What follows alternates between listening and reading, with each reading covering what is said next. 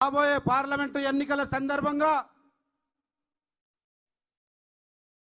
Congress party అభ్యర్థి doctor Vamsi చంద్ర రెడ్డి గారిని అత్యధిక మెజార్టీతో గెలిపించమని ఏర్పాటు చేసిన నారాయణపేట శాసనసభ నియోజకవర్గ స్థాయి సమావేశానికి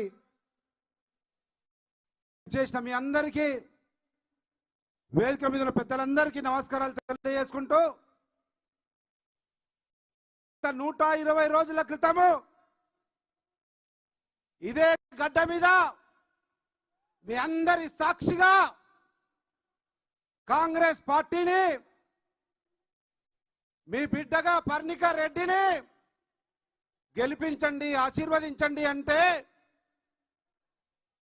రేవంత్ అన్న మాటను తీసివేయకుండా ఆయనకు అండగా కాంగ్రెస్ పార్టీకి దన్నుగా ఏ రకంగా అయితే గెలిపించిండ్రో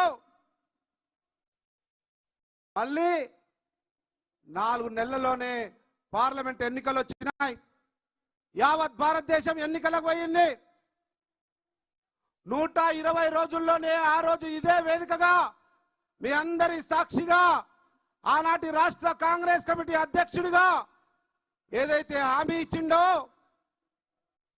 ఏదైతే నమ్మకాన్ని విశ్వాసాన్ని కల్పించిండో అది నమ్మి మీరు ఓటేస్తే 120 రోజుల్లో ఏం జరిగిందో మీరు చూస్తా ఉన్నారు. యావత్ భారతదేశం నివరబోతా ఉంది. నాకు తెలిసి స్వతంత్ర భారతదేశ చరిత్రలో ఒక రాష్ట్ర ముఖ్యమంత్రిగా ఎన్నికై 120 రోజుల్లోనే ఆ రాష్ట్రంలో ఉన్న అన్ని వర్గాల ప్రజల కళ్ళల్లో కాంతి చూసే విధంగా చారిత్రాత్మకమైనటువంటి నిర్ణయాలు తీసుకునే ఒకే ఒక్క నాయకుడిగా ఈరోజు యావత్ భారతదేశంలో కొనియాడబడుతున్నారు.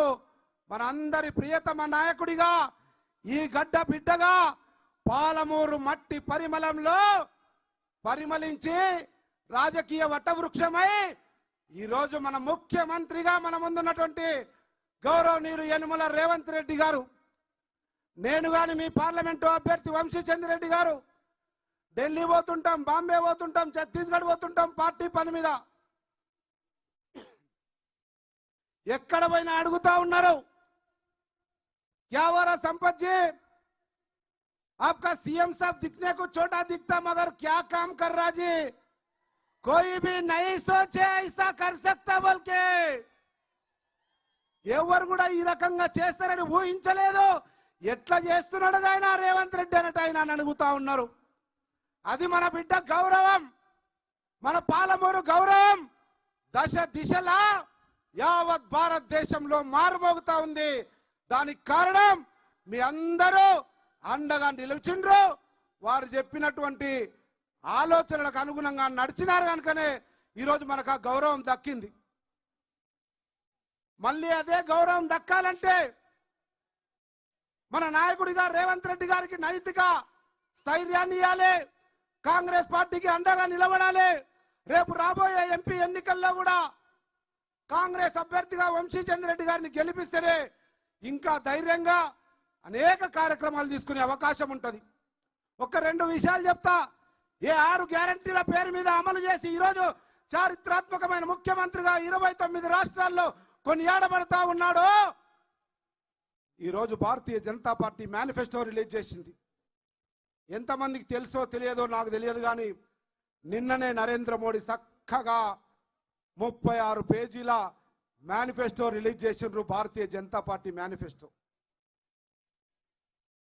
ఒక్క అక్షరం ముక్క కూడా, ఒక్క పదం కూడా తెలంగాణ రాష్ట్ర అభివృద్ధి విషయంలో కానీ తెలంగాణ రాష్ట్ర ప్రజల సంక్షేమం విషయంలో కానీ లేదు వారి మేనిఫెస్టోలో. భారతీయ జనతా పార్టీ అభ్యర్థులుగా వచ్చేవాళ్ళు ఏం ముఖం పెట్టుకొని ఓట్లు అడుగుతారని వేదిక ద్వారా ప్రశ్నిస్తా ఉన్నాం. ఒక్క ముక్క లేదండి మీకు సంబంధించింది, మనకు సంబంధించింది, మహబూబ్నగర్ పార్లమెంట్కు సంబంధించింది, నారాయణపేటకు సంబంధించింది, ఒక్క ముక్క కూడా లేదు. ఏ రకంగా భారతీయ జనతా పార్టీ నైతిక హక్కును కోల్పోయిందో ఆలోచన చేయమని కోరుతా ఉన్నా. ఇంకొక పార్టీ ఏం తొక్కడదొక్కిండో తెలియదు రేవంత్ అన్న కానీ కనబడకుండా భూ పాతాళానికి పోయింది బీఆర్ఎస్ పార్టీ అనే పార్టీ. ఎట్లా దొక్కిండో మీరే చూసిర్రు, ఎన్నిసార్లు దొక్కిండో మీరే చూసిర్రు. అది ఈరోజు కనబడే పరిస్థితులు లేదు, జాకి పెట్టినా లేచే పరిస్థితులు లేదు. దాన్ని ఇడిచిపెడదాం. ఈరోజు బీజేపీ పార్టీ మీద పేరు వస్తున్నట్టు ప్రధానంగా మన మహబూబ్ నగర్ పార్లమెంట్ లో అత్యధిక జనాభా కలిగిన వాళ్ళు ఎవరు? నా ముదిరాజు పులి బిడ్డలు. జరిగిందండి ముదిరాజు బిడ్డలకు. భారతీయ జనతా పార్టీ కేంద్రంలో గాని ఈరోజు ఓట్లు అడగడానికి వచ్చిన వాళ్ళు భారతీయ జనతా పార్టీ తరఫున ఇదే కాంగ్రెస్ పార్టీ భిక్షతో దశాబ్ద కాలం పాటు మంత్రిగా ఓ వెలుగు వెలిగి ఈ ప్రాంత బిడ్డగా చెప్పుకునేటోళ్ళు ఏం చేసిండ్రు? ఈ ప్రాంతంలో అత్యధిక మెజారిటీ జనాభా ఉన్న ముదిరాజులకని అడుగుతా ఉన్నాం. గుండె మీద చేసుకొని సమాధానం చెప్పాల్సిన అవసరం ఉంది. అదే సందర్భంలో ముదిరాజులు కూడా గుండె మీద చేసుకొని ఆలోచన చేయాల్సినటువంటి అవసరం ఉంది. రేపు 13వ తేదీ ఓటేసే ముందు మీ ముందు కనబడతా ఉన్నాడు నిలువెత్తు నిదర్శనం. మీ జీవితాలను మార్చబోతా ఉన్నాడు ముదిరాజు బిడ్డలారా. రేవంత్ రెడ్డి అనేబడే నాయకుడు మీ తరతరాల బిడ్డల జీవితాలను మార్చడానికి వచ్చిన మహానుభావుడుగా కొనియాడబడతారు. కాసేపట్లో మీకు శుభవార్త కూడా తెలియజేస్తారు. ఆలోచన చేయండి. కళ్ళ ముందర కనబడే నాయకుడు మహిళల కొరకు, యువకుల కొరకు, నిరుద్యోగుల కొరకు, రైతుల కొరకు, బడుగు బలహీన వర్గాల కొరకు నేనున్నా మీకు అండగా అని చెప్పే రేవంత్ రెడ్డి కావాలనా? 26 పేజీల మేనిఫెస్టోలో ఒక్క ముక్క కూడా మన గురించి లేకుండా రంగుల కల రాజకీయాలు చేసే వాళ్ళు కావాలన్నా ఆలోచన చేసుకోమని చెప్తా ఉన్నా. ఎందుకంటే రేపు 13వ తేదీ వేయబోయే ఓటు మీ జీవితాలను మార్చే ఓటు, మీ తలరాతలను మార్చే ఓటు, మీ పిల్లల భవిష్యత్తును తీర్చిదిద్దే ఓటు. అవన్నీ జరగడానికి నిలువెత్తు నిదర్శనంగా మనకు అండగా మన గౌరవ ముఖ్యమంత్రి ఈ గడ్డ బిడ్డ. మనం మనకందరికీ గర్వకారణం. మనందరి గుండె చప్పుడు తెలిసిన నాయకుడిగా రేవంత్ రెడ్డి గారు మన ముందున్నారు. కనుక వారి ఆశీర్వాదం మేరకు, వారి అండదండలతో ఈ ప్రాంతం అభివృద్ధి చెందాలంటే కాంగ్రెస్ పార్టీ చేతి గుర్తే శరణ్యమని తెలియజేస్తూ, ఇంకొక విషయం, నేను ఒక దళితుణ్ణి. పార్లమెంటులో ఎట్లయితే ముదిరాజులు అత్యధికంగా ఉన్నారో మాదిగలు కూడా ఉంటారు. ఇటువంటి మాదిగ బిడ్డగా చెప్తా ఉన్నా, భారతీయ జనతా పార్టీ వాళ్ళు అమాయకులు మాదిగలు అనుకొని మాయ మాటలు చెప్పి కనికట్టు రాజకీయాలు చేసుకొని మన నాయకుడు మందాకృష్ణ మాదిగను బుట్టలేసుకొని నరేంద్ర మోడీ కౌగిలింతల్లో వేసుకొని వెంకయ్య నాయుడు దగ్గర కాళ్ళ దగ్గర పెట్టి మాయ మాటలతో మందాకృష్ణను బుట్టలో వేసుకొని మందాకృష్ణ ద్వారా భారతీయ జనతా పార్టీ వర్గీకరణ చేస్తారని మోసపు మాటలతో నవ్వించే ప్రయత్నం చేశారు. ఈరోజు అడుగుతా ఉన్నా, నరేంద్ర మోడీ కాదు, కిషన్ రెడ్డి, డీకేఆర్నా సమాధానం చెప్పండి. ఎక్కడుంది మీ మేనిఫెస్టోలో ఏబిసిడి వర్గీకరణ? ఇది మాయలను మోసం చేయడం కాదా? మాదిగల ఉసురు తగలదా భారతీయ జనతా పార్టీకి? ఆలోచన చేయమని కోరుతా ఉన్నా. ఇటువంటి పరిస్థితులలో కాంగ్రెస్ పార్టీ, ఇదే రేవంత్ రెడ్డి గారు ఆ రోజు పార్టీలో లేకున్నా, ఇదే మందకృష్ణ గారు వర్గీకరణ గురించి పెద్ద ఉద్యమం చేస్తా ఉన్నాడు బయట. కాంగ్రెస్ పార్టీ తరఫున ఒక మాదిగ బిడ్డగా శాసన సభను ఒక్కనైనా ఏకాకిగా 3 రోజులు స్తంభింపజేయడానికి చేసిన ప్రయత్నంలో మొత్తం శాసనసభలో 119 మంది ఉన్నారు. మందకృష్ణ కూడా తెలుసు, ప్రతి మాదిగ బిడ్డ గుండె చప్పుడు ఆ రోజు వినిపించారు రాష్ట్రం మొత్తం. ఆ సందర్భంలో మాదిగల గొంతుకకు గొంతు కలిపిన ఏకైక నాయకుడు ఈనాటి మన ప్రియతమ ముఖ్యమంత్రి రేవంత్ రెడ్డి గారు మాత్రమే. ఆ రోజు మాదిగలకు అండగా శాసనసభలో కొట్లాడి 3 రోజులు నాతో పాటు సస్పెండ్ అయి మాకు అండగా నిలబడ్డాడు. అటువంటి రేవంత్ రెడ్డి గారు గౌరవ ముఖ్యమంత్రిగా, ప్రభుత్వ అధినేతగా చిత్తశుద్ధితో మాకు ధైర్యం చెప్తా ఉన్నారు. ఏబిసిడి వర్గీకరణ చేయడం నా ప్రథమ కర్తవ్యం సంపత్. బరాబర్ మాదిగలకు హామీ ఇయ్యి, మాదిగలకు అండగా ఉంటా. ఢిల్లీలో పోయి స్పెషల్ అడ్వకేట్ పెట్టుకోండి, కొట్లాడండి. శాసనసభలో ఏం చేయాలనో చేద్దాం, కేంద్ర ప్రభుత్వం మీద ఒత్తిడి చేద్దాం, వర్గీకరణ చేద్దామని కృత నిశ్చయంతో ఉన్నాడు. 50 మంది మాదిగల తరపున 2 చేతులెత్తి సవినయంగా కాంగ్రెస్ ప్రభుత్వానికి, రేవంత్ రెడ్డి గారికి కృతజ్ఞతలు, ధన్యవాదాలు తెలియజేస్తా ఉన్నాం. ఈ సందర్భంగా ఒక్క ప్రశ్న అడుగుతా ఉన్నా.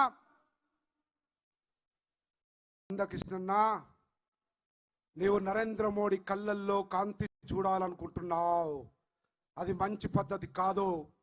మాదిగల వ్యతిరేక మనువాద పార్టీని, నరేంద్ర మోడీని, మన ఆత్మ గౌరవాన్ని తాకట్టు పెట్టడానికి ప్రయత్నం చేయవద్దు అని 2 చేతులెత్తి మొక్కుతూనే, నీవు నరేంద్ర మోడీ కళ్ళల్లో కాంతి చూడడానికి ప్రయత్నం చేస్తే యావత్ తెలంగాణ మాదిగ ప్రజల కళ్ళల్లో కాంతి చూపించడానికి గౌరవ ముఖ్యమంత్రి రేవంత్ రెడ్డి గారు ప్రయత్నం చేస్తా ఉన్నాడు. దాంట్లో సఫలీకృతమైనటువంటి నమ్మకము, విశ్వాసం ఉంది అన్న విషయాన్ని కూడా గుర్తు చేస్తా ఉన్నా. ఇకపోతే అభ్యర్థి, నాకు మంచి సహచర మిత్రుడిగా, అఖిల భారత కాంగ్రెస్ కమిటీ కార్యదర్శిగా, శాసన సభ్యుడిగా పనిచేసినాం. ఈరోజు భారతీయ జనతా పార్టీ తరఫున నిలబడ్డ నాయకురాలు కూడా ఆ రోజు కాంగ్రెస్ పార్టీలో నాతో పాటు, వంశీచంద్రుడితో పాటు శాసనసభ్యురాలుగా పనిచేసింది. ఆలోచన చేయండి. ఓటేసేటప్పుడు విచక్షణతో గుండె మీద చేసుకొని పిల్లల భవిష్యత్తు కోసం, మన తలరాతలు మారడం కోసం, 69 జీవో కోసం, లేదంటే జాజమ్మ చెరువు కోసం, ఈ ప్రాంత అభివృద్ధి కోసం, ఈ ప్రాంత ప్రజల సుభిక్షమైనటువంటి సంక్షేమ కార్యక్రమాల కోసం ఆలోచన చేసి ఓటేయండి. ఏమండి చూడండి, వంశీచంద్రెడ్డి ఆని ముత్యం లాగున్నాడు, కడిగి ముత్యం లాగున్నాడు, ఉన్నత విద్యావంతుడు, డాక్టర్ చదివిండు, ప్రజాసేవకు పరితపిస్తా ఉన్నాడు, శాసనసభలో అనుభవం ఉంది, అనేక సమస్యల మీద పనిచేసిండు. రేపు ఈ ప్రాంత ప్రజల సుభిక్షం కొరకు, ఈ ప్రాంత అభివృద్ధి కొరకు రేవంత్ అన్నకు తమ్ముడిగా ఆయన అడుగులో అడుగేస్తా. ఆయన చెప్పిన ప్రతి ఒక్క అంశాన్ని పార్లమెంట్లో లేవనెత్తుతా, మీ గుండె చప్పుడుగా ఉంటా అని మీ ముందుకొచ్చిండు. 2 చేతులెత్తి మొక్కి ఆశీర్వాదం అడుగుతున్నాడు. చక్కనైనా చిక్కనైనా కడిగిన ఆనిముత్యపు వంశీ చంద్రెడ్డి కావాలన్నా, ఈ ప్రాంతం పేరు మీద మీ అందరి ఆత్మ గౌరవాన్ని తాకట్టు పెట్టి అనేక సంవత్సరాలు అధికారంలో ఉన్న ఇసుక దంద చేయలే వంశీచంద్రెడ్డి, సారా దంద చేయలే వంశీచంద్రెడ్డి, కిరోసిన్ దంద చేయలే వంశీచంద్రెడ్డి, లిక్కర్ షాపులు చేయలే వంశీచంద్రెడ్డి, క్రషర్ మిషన్లు పెట్టలే వంశీచంద్రెడ్డి, ఫామ్ హౌస్లలో పనిచేసేవాళ్ళని చంపలే వంశీచంద్రెడ్డి. స్వచ్ఛమైన మల్లెపువ్వు లాంటి వంశీచంద్రెడ్డి కావాలన్నా, ఈ రకమైనటువంటి చరిత్ర, మరకలు మలినమైన రాజకీయ చరిత్ర ఉన్న వాళ్ళు కావాలన్నా ఒక్కసారి ఆలోచన చేయండి. ఈ సందర్భంగా మనం అందరం కూడా మన బిడ్డగా, నేను కానీ, నాకైతే 50 ఏళ్ళు, ఇప్పుడు ఇక్కడ ఉన్న వాళ్ళందరికీ చెప్తా ఉన్నా, మనము మన తరము చనిపోయే వరకు కూడా పాలమూరు గడ్డకు ఇటువంటి మహర్దశ రాదు. మళ్ళీ రేవంత్ రెడ్డి ముఖ్యమంత్రి లాంటి మహర్దశ మళ్ళీ రాదు. అటువంటి మంచి అవకాశం వచ్చింది, మహర్దశ వచ్చింది. మొన్ననే 1000 కోట్ల రూపాయలు ఇచ్చిండు, ఇంకా ఇవ్వడానికి సిద్ధంగా ఉన్నాడు. కనుక దయచేసి వారి నాయకత్వాన్ని బలపరచడం కోసం, వారికి ఆత్మస్థైర్యాన్ని ఇవ్వడం కోసం, వాడు రాబోయే రోజుల్లో ఇంకా ఈ ప్రాంతానికి ఎక్కువ నిధులతో అభివృద్ధి చేయాలనేటువంటి ఆలోచన రావడం కోసం అందరం కూడా ఏకతాటిపై రేవంత్ రెడ్డి గారి నాయకత్వంలో ఉమ్మడి మహబూబ్నగర్ జిల్లా బిడ్డలందరూ వారికి అండగా ఉన్నారన్నటువంటి విషయాన్ని రేపు ఎన్నికల్లో తెలియవలసిందిగా మరి ఒకసారి మీ అందరికీ 2 చేతులు ఎత్తి విజ్ఞప్తి చేస్తూ సెలవు తీసుకుంటా ఉన్నా. జై హింద్, జై కాంగ్రెస్. దయచేసి అందరు కూర్చోవాలి. ధన్యవాదాలు సంపత్ గారు. దయచేసి ప్రతి ఒక్కరు కూర్చోవాలి. 2 నిమిషాల్లో మన ప్రియతమ నాయకుడు రేవంత్ రెడ్డి గారు మాట్లాడతారు. ఇప్పుడు మహబూబ్నగర్ పార్లమెంట్ కాంగ్రెస్ అభ్యర్థి మాజీ ఎమ్మెల్యే వంశీచంద్రెడ్డి గారిని మాట్లాడాల్సిందిగా కోరుతున్నాను.